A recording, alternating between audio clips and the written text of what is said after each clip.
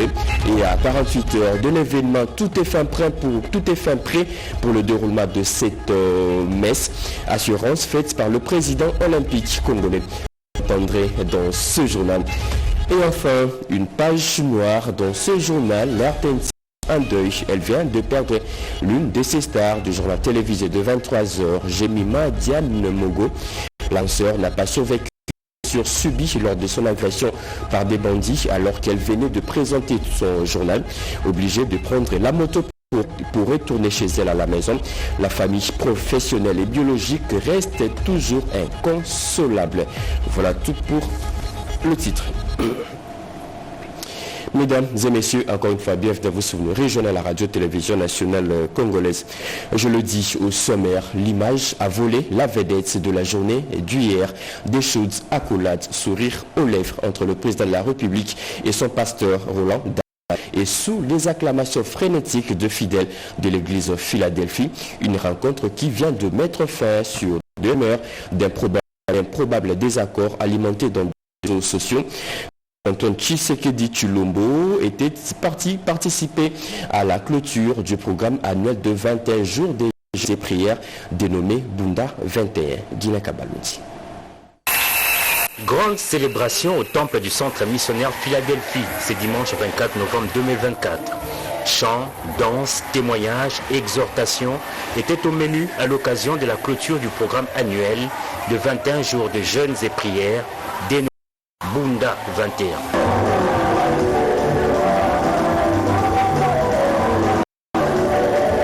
Membre actif de cette communauté, le président de la République Félix Antoine Tshisekedi Tshilombo est venu participer à cet important culte. Arrivé, il est accueilli par l'apôtre Roland Dalo. Chaudes accolades entre le président et son pasteur sous des vivas des fidèles venus nombreux pour l'événement.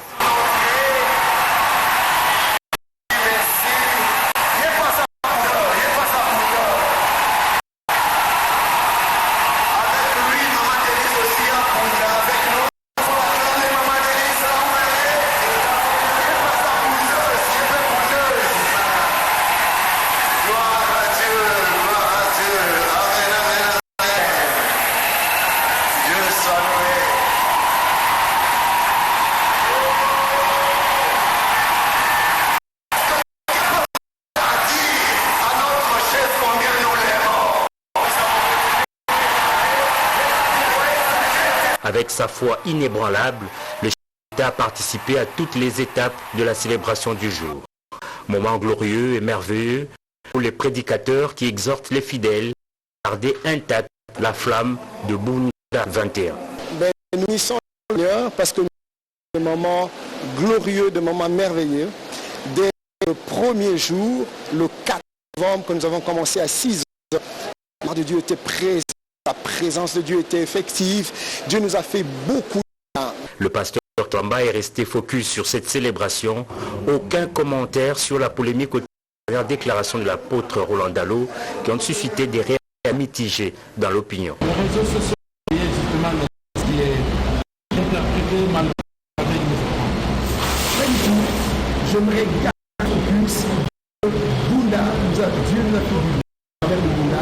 Restons-en là.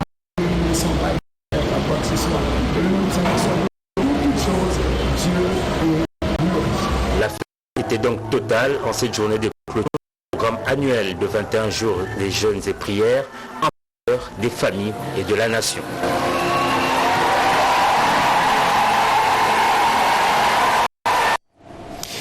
Les mœurs de médias, plus particulièrement RTNC en deuil, elle vient d'une de ces stars du journal télévisé 3h, Jemima Diane Mogo.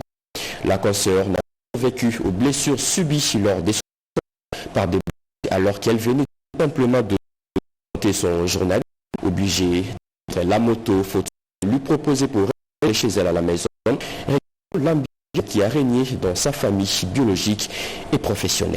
Yvette Makuntima et Turbo Chimanga.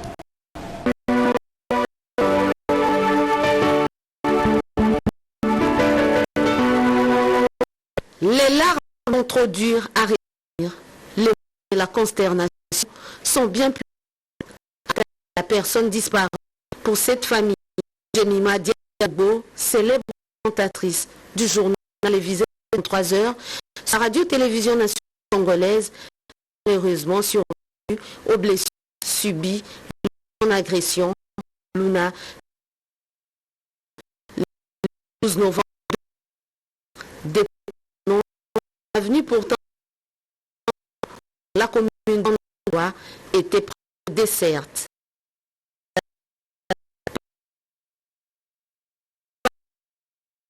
Ces nouvelles disparitions aussi violentes qui exigent réparation. Cette triste nouvelle a aussi affecté ses collègues des services. Au cours du conseil des rédactions des jours, tous observaient une minute de silence en mémoire de celle qui a toujours été disponible pour servir les autres, selon les témoignages. Je suis parmi les gens qui l'ont accompagné à la mort de l'hôpital du 59. Voilà, je suis très touché. Puis, éduqué et très poli. À tout le monde, il appelait toujours chef. Chaque fois qu'il avait des ennuis, même pour des éléments à faire passer, soit on a oublié son élément sur les conducteurs, mais c'était avec beaucoup d'humilité qu'il le faisait, ceci. Nous venons de perdre une personne de grande valeur. Oui, j'ai eu à réaliser le dernier journal qu'il a fait le mardi. Et le mardi, je lui ai remis le conducteur à 20h45. Jemima avait des valeurs. Une fille très polie. Et à moi, quand elle devrait s'adresser à moi, elle m'appelait toujours Yaya. Et le premier jour qu'elle présentait son journal télévisé à la une, moi je l'ai encouragée. Une annonce qui a aussi suscité de la compassion, même dans les réseaux sociaux, les médias en ligne et autres pages. Les messages de condoléances ne font que pleuvoir pour pleurer cette vedette de 23 heures de la radio-télévision nationale congolaise qu'on ne verra plus jamais sur les antennes de ces médias publics.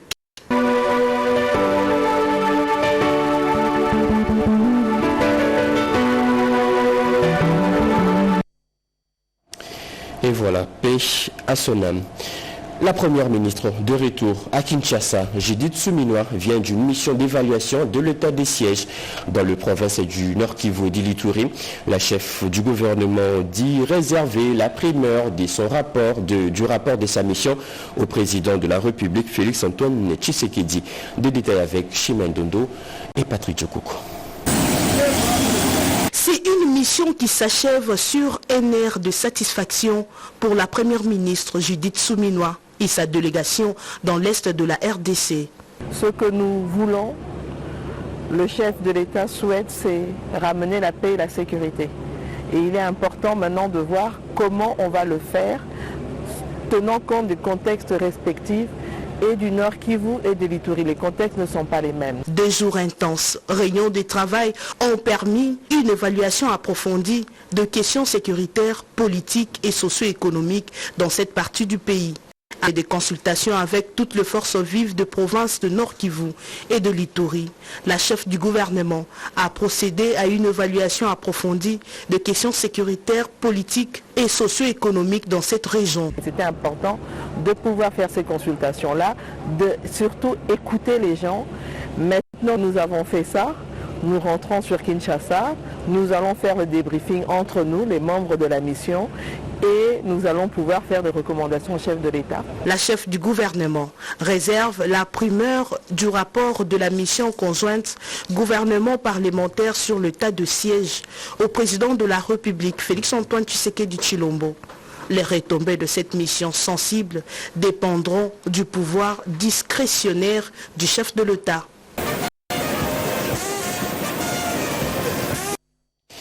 La problématique de l'application du SMIC dans le domaine agricole au cœur de l'entretien entre le ministre du Travail et une délégation de la Fédération des entreprises du Congo, William Tunakov. Le ministre de l'Emploi et Travail, Ephraim Akwakwanamitou, a échangé vendredi dernier dans la matinée en son cabinet de travail à Kinshasa-Gombe avec une délégation de la Commission nationale de l'agriculture au sein de la Fédération des entreprises du Congo, FEC, conduite par son président. Au menu, l'épineux problème lié au SMIC, salaire minimum interprofessionnel garanti dans les secteurs de l'agriculture porteur de croissance économique en vue d'obtenir certains allègements fiscaux et parafiscaux. Dans l'agriculture, je prends le cas de centres de développement comme de plantation, sont très actifs et investissent déjà beaucoup au niveau des centres de formation, des centres hospitaliers, des centres éducatifs et déjà beaucoup dans le social. Et donc ces allègements, compte tenu aussi des réalités, c'est-à-dire des infrastructures de base qui sont en difficulté, avec certaines écoles, etc., sur lesquelles les entreprises interviennent, il faut vraiment tenir compte de tous ces aspects-là et allègements fiscaux pour faciliter l'opérateur aussi à assister les travailleurs et améliorer ses conditions de vie au mieux. Pour sa part, le numéro 1 de l'emploi en République démocratique du Congo, visiblement très sensible et réceptif aux problèmes liés à l'amélioration des conditions de travail des Congolais, conformément à la vision du chef de l'État et aux orientations de la première ministre, a promis de faire un plaidoyer au sein du gouvernement central pour une solution idoine visant à obtenir les avantages sollicités par la FEC. Le gouvernement s'apprête à lancer un système informatisé d'identification des collectes des contraventions routières. Le texte juridique sur la vidéo-verbalisation et la mise en fourrière des véhicules et motos sont en plein chantier. Plusieurs experts du secteur étaient en atelier pour réfléchir sur la question, comme nous disent Sylvie Mouimbo et Ibrahim Chakra dans ce reportage. 5 jours ont suffi aux participants à l'atelier sur la réforme de la collecte des données, la contravention routière pour finaliser les éléments indispensables à la mise en œuvre d'une réforme. Et pour matérialiser cette réforme, le ministre des Finances, Doudou Fouambali Koundé Libotaï, a réuni toutes les parties prenantes, notamment ceux venant des 5 provinces, pour élaborer les textes juridiques sur la vidéo-verbalisation et la mise en fourrière, ainsi qu'établir l'état de lieu de l'immatriculation des véhicules, des privés de l'État, des motos, pour vérifier leur compatibilité avec la réforme à engager. Il sera procédé à la mise en œuvre d'une plateforme automatisée pour l'identification et la collecte des contraventions routières, à la mise en place d'un logiciel et d'une base de données centralisée pour la gestion des incidents et des contraventions routières. Le conseiller en charge des mobilisations des recettes, Adolphe Lumbikila, a, au nom du directeur du cabinet du ministre des Finances, donne l'objectif poursuivi de cet atelier. L'objectif principal de cet atelier, c'est de finaliser la réforme sur la collecte des contraventions routières. C'est un changement et il y a beaucoup de tests juridiques à mettre en œuvre, notamment par exemple le projet de décret sur la vidéo-verbalisation, le projet de décret sur les fourrières administratives pour les contraventions routières et d'autres tests qui peuvent accompagner la mise en œuvre de la réforme. Au travers de cette réforme, a souligné le conseiller Adolphe Lumbikila, le ministre des Finances veut renflouer les caisses de l'État en misant sur la diversification des sources de recettes pour réduire la dépendance au secteur minier. Et puis, ces chiffres, 26, c'est le nombre de boursiers de la première promotion de l'Académie internationale de management Excellencia honorée en France. Ils viennent de recevoir leur diplôme de licence aux côtés de leurs collègues d'autres pays. Cette première promotion a été célébrée en présence de la première dame de l'RDC, Denise Nyakeru Tshisekedi, initiatrice de la fondation qui porte son nom. C'est un reportage de Naïcha Kiala, rendu par Edith Chalakatala. Fière allure, drapeau à la main, ce jeune étudiant brandit noblement son identité congolaise au moment de recevoir son diplôme en coordination des projets alternatifs et solidaires. Lui, comme ses 25 camarades boursiers congolais de l'Académie internationale de management Excellencia, ont en présence de leurs amis et familles franchi ce jour à Rennes en France, une étape décisive de leur parcours. Un rêve rendu possible grâce à l'alliance entre la fondation Denise Nyakeru Tshisekedi et le groupe de l'Inde qui se positionne comme un modèle d'excellence académique et d'innovation éducative en Afrique. La cérémonie a été marquée par la présence de la distinguée première dame et eu l'honneur de parrainer cette promotion qui porte d'ailleurs son nom. Le discours inspirant de Denise Tshisekedi a résonné auprès de nouveaux diplômés. La première dame les a encouragés à poursuivre leurs ambitions avec passion et surtout à jouer pleinement leur partition dans le développement de la République démocratique du Congo. Vous êtes désormais les bâtisseurs de notre avenir commun, porteurs d'une responsabilité immense mais noble, celle de transformer, d'innover et de contribuer à créer un monde meilleur. Votre vocation désormais est claire. Devenez des ambassadeurs de l'excellence. Dans tout ce que vous entreprendrez, c'est cette vocation qui guidera vos pas et fera de vous des agents de transformation pour la communauté et pour le monde. Grâce au programme Excellencia, ces Congolais ont entamé leur formation par 2 années exigeantes en ligne depuis Kinshasa avant de s'envoler pour la France où ils ont bénéficié d'une immersion académique au niveau. Les partenaires avec lesquels nous avions signé un contrat il y a de cela 3 ans maintenant. Et ce projet consistait à avoir une formation, une promotion d'étudiants qui allaient étudier à notre académie, notre académie internationale de management Excellencia qui est basée à Kinshasa. Et ils feraient 2 années à Kinshasa, 1 année en France pour finir le premier cycle, le cycle de licence. Et donc ils ont fini ce parcours. D'un ton de gratitude à la première dame, ces boursiers ont désormais une vision plus claire des projets intégrateurs. Vraiment c'est une grande joie et ça sera plus particulièrement quand je saurai transformer maintenant toute cette compétence que j'ai acquis à l'école 3 ans en action visible et palpable dès que je serai au pays et ça sera profitable à tout le monde. Outre les mérites individuels, ces exploits académiques sont une preuve indéfectible de l'engagement de la distinguée première dame par la Fondation porte son nom à promouvoir l'excellence et à soutenir la jeunesse congolaise dans l'optique d'assurer le développement de la RDC par ses propres fils.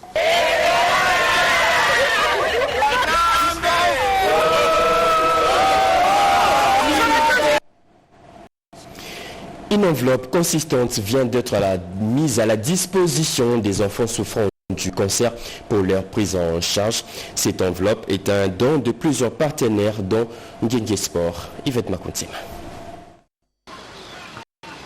Open Tennis, une activité saine, divertissante à de fins caritatives.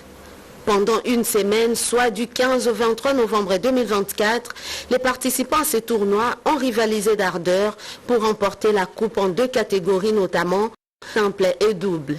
Organisé par Dreams Communication avec l'appui de la société Ngenge Sport, des médailles et trophées ont été remis aux participants. Avant les gestes de solidarité, de la remise d'un chèque aux responsables du département de la pédiatrie des cliniques universitaires pour la prise en charge des enfants souffrant du cancer. Nous voulions aussi pouvoir avoir un impact social qui est visible. C'est ainsi que la société Dreams Communication, que je représente, la société de Mme Lydia Mbaka, a trouvé bon de recommander un hôpital, le centre pédiatrique des cliniques universitaires en marge de ce tournoi, d'améliorer les conditions de ces enfants qui viennent des endroits démunis et qui, avec l'élan de cœur qui a touché Ngenge. Ces départements présentent d'énormes difficultés en commençant par la vétusté des bâtiments qui nécessitent modernisation des services. La société Ngenge Sport et Dreams Communication s'engagent pour la réhabilitation prochaine et la dotation de nouveaux équipements avec un plateau technique des dernières générations dans les cadres de la couverture santé universelle, vision chère au chef de l'État. Les résolutions des États généraux de la justice à l'évaluation, le premier président de la Cour de cassation a réuni tout le premier président des cours d'appel pour l'évaluation. Pas seulement, ils ont aussi réfléchi sur les voies et moyens pour les mettre en application. Jojo Ntibou. États généraux de la justice en RDC, l'ère des avertissements est révolue. Tous les magistrats civils du siège de l'ordre judiciaire doivent s'inscrire dans la droite ligne de la renaissance de la justice congolaise. La mise en garde du chef de l'État, magistrat suprême Félix Antoine Tshisekedi Tshilombo, rappelait au premier président des cours d'appel qui ont pris part à ces assises par le premier président de la Cour, le professeur Ndomba Kabea et Léon. Un entretien autour du fonctionnement de nos différentes juridictions, les difficultés que nous rencontrons, quelques suggestions du premier président de la Cour de cassation. L'entretien a tourné autour des magistrats que nous gérons, des greffiers, aussi des recommandations des états généraux qui ont eu lieu très récemment. Le premier président nous a réunis ce jour pour faire l'évaluation des états généraux auxquels nous avons tous participé. Nous avons passé en revue quelques éléments de ces états généraux et faire le point de ce qui s'est réellement passé. Le premier nous a encouragé à travailler dans la sérénité et dans le calme de ce que la justice, qui est d'après lui aussi, est malade, ne soit pas dans le coma définitivement, mais qu'on la cite d'une façon ou d'une autre. Le relèvement de la justice congolaise exige l'assainissement de ces secteurs à tous les niveaux, mais également la mise sur pied des mécanismes qui permettront l'amélioration des conditions de vie et de travail de tous les acteurs œuvrant dans ces secteurs. La participation des jeunesse dans les instances décisionnelles en Afrique et le développement du secteur agricole dans le territoire des Mbanza-Ngungu dans le Congo central. La coordonnatrice du service spécialisé du chef de l'État, Chantal Yelou-Molop, a discuté de ces questions avec le partenaire qu'elle a reçu hier dans son bureau de travail. Nadine Yankou. Comment les jeunes Congolais peuvent participer dans les instances de prise de décision? Comment peuvent-ils faire progresser la croissance économique du pays?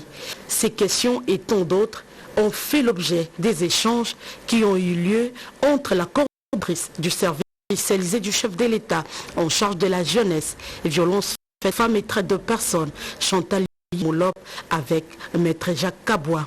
S'il faut modifier ou non, et s'il faut la modifier, quelles seraient les dispositions à retoucher, sachant que cette constitution, sa modification veut simplement dire son amélioration, puisque une constitution est la loi suprême d'un État. Et nous savons tous qu'une loi s'adapte aux réalités sociales d'un État. Alors la jeunesse devait s'approprier plutôt la modification de la constitution en apportant des propositions claires liées à son épanouissement, sachant, et je vais là paraphraser la charte africaine de la jeunesse, qui prévoit et sollicite d'ailleurs l'implication majeure de la jeunesse sur toutes les questions sociopolitiques de l'État. Avec la délégation de femmes membres de l'association ADC, conduite par Mme Bibiche Tchibola, il était question de voir comment développer les secteurs agricoles dans les territoires des Mbanza-Ngungu. Le développement de ces secteurs étant les piliers sur lesquels les gouvernements et les privés sont censés d'appuyer afin de garantir d'ores et déjà la diversification de l'économie du pays. Sans audience ni protocole, le directeur général de l'ANADEC était en face des entrepreneurs du secteur de pêche dans la commune de Maluku. Il est allé s'imprégner des difficultés auxquelles font ces entrepreneurs dans l'exercice de leur métier. Chimedodo. C'est dans le cadre de sa mission de former, informer et accompagner les entrepreneurs que le directeur général de l'ANADEC, Godefroy Kizaba Akampese, à la tête d'une forte délégation, a effectué une descente dans la commune urbano-rurale de Maluku. C'est samedi 23 novembre 2024. Objectif: rencontrer les entrepreneurs de secteur de pêche dans le cadre de dialogue social dénommé l'ISOLO et à directeur général Naba Entrepreneur. Une manière de raffermir cette collaboration, mais également pour palper le réalité que ces derniers éprouvent dans la manœuvre de leur projet. Nous accompagnons les entrepreneurs. Pourquoi nous les accompagnons? Parce qu'il y a parfois des petites choses qu'un entrepreneur ignore, oublie facilement pour qu'il y ait succès dans son activité. C'est la raison pour laquelle nous disons accompagnez-le, formons-le de sorte que son activité puisse avoir du succès. Le constat est que cet entrepreneur éprouve d'énormes difficultés, notamment pour écouler leurs marchandises à l'intérieur comme à l'extérieur du pays. Étant soumis à ces contraintes et aux exigences du commerce de ces secteurs, ils sont en accompagnement de l'ANADEC pour décompter la situation. L'Agence nationale de développement entrepreneurial dans son rôle de catalyseur du écosystème entrepreneurial, a initié ce genre de rencontres en faveur de porteurs d'idées et micro, petites et moyennes entreprises. Des dates à inscrire en majuscules sur vos agendas du 14 décembre 2024 au 2025. Kinshasa a organisé la 46e édition foraine de la Foire internationale de Kinshasa. Au ministère du Commerce extérieur, l'on procède déjà au dernier stage pour la réussite totale de cette activité. Réunion technique au côté du ministère du Commerce extérieur. Organisation de la 46e édition foraine qui sera organisée du 14 décembre 2024 au 20 janvier 2025 à Kinshasa par la Foire de Kinshasa. Une édition qui aura pour thème Foire de la promotion des échanges commerciaux pour la diversification de l'économie. Au de cette dernière réunion du comité d'organisation présidé par le directeur de cabinet du ministre du Commerce extérieur, puis stratégique d'être mise en place pour une réussite de cette activité foraine. Plus de 200 participants venus de différents pays à travers le monde. Une occasion propice également pour Ben Moussafiri d'appeler les experts de ces comités d'organisation de s'arracher pour faire respecter le chronogramme mis en place par le patron du extérieur Julien Paluku Kaonga, qui est plus que déterminé pour renouer avec l'organisation des activités dans la République. Le directeur de la FIKIN, Didier Kabampele, a quant à lui indiqué que cette 46e édition foraine vise plusieurs objectifs, dont la création des marchés commerciaux, le renforcement de partenariats entre opérateurs économiques congolais et étrangers, ainsi que la promotion des produits congolais. Signalons plusieurs activités seront au rendez-vous dans les expositions, vente des produits et services, échange d'expériences, conférences, rencontres promotionnelles pour que celle-ci, un appel vient donc être lancé à tous les sponsors pour se mobiliser d'accompagner cette 46e édition qui va plonger la capitale en effervescence. Et puis du sport et du handball avant de séparer. La 10e édition du championnat d'Afrique des Nations démarre déjà ce mercredi à Kinshasa, une première organisée sur le sol congolais. Et à 28 heures de l'événement, tout est fin prêt pour le bon déroulement de cette assurance du président olympique congolais lors de son passage hier sur nos antennes dans l'émission Dimanche Sport. Nous sommes à 60 heures des événements. Si vous passez au stade, vous allez remarquer, surtout au gymnase, vous allez remarquer que c'était un chantier là. Le chantier est en train de faire sortir sa pure robe. Nous avons un gouvernement responsable qui a mis la main dans la pâte pour permettre à ce que ce grand événement puisse bien se dérouler selon les cahiers de charges qui nous avaient été donnés par la Confédération africaine d'handball. Et je pense qu'au niveau de préparation, comme le disons, RDC le combat, les choses se passent bien. Ça présente qu'il y a une croissance sur la technique au sein de l'équipe. Nous sommes vraiment confiants avec cette équipe qu'on aura de très bons résultats. Le message est que ce sont les Congolais qui vont mouiller leur maillot au gymnase du Stade de Martyrs. C'est une première canne dans notre pays, toutes les disciplines confondues. C'est plus l'affaire de la fédération ou l'affaire du gouvernement, l'affaire du peuple. Mobilisons, nous appelons tous les sportifs et même les non-sportifs à pouvoir soutenir leurs enfants, leurs filles qui ont décidé de faire la fierté de notre nation pendant ces 15 jours. Donc, comme l'a dit la capitaine Moissessa tout à l'heure, nous demandons à l'appui total de tous les Congolais. Et surtout ici, nous avons reçu l'appui d'un message fort du président de la République qui est derrière les filles, qui sera lui-même personnellement au rentrée sportive. Il faut que nous puissions nous unir. Pourquoi pas que cette canne reste dans notre pays. C'est fini pour ce journal de 7h. Mesdames et messieurs, ce journal a été coordonné par Erudis Kitutu, réalisé par Mamita Bangoulou, Jonathan Moubalama. La partie technique a été assurée par Eric Djoké, Émile Zoula, José Dimone Kene, Alain Galia. Merci de nous avoir suivis.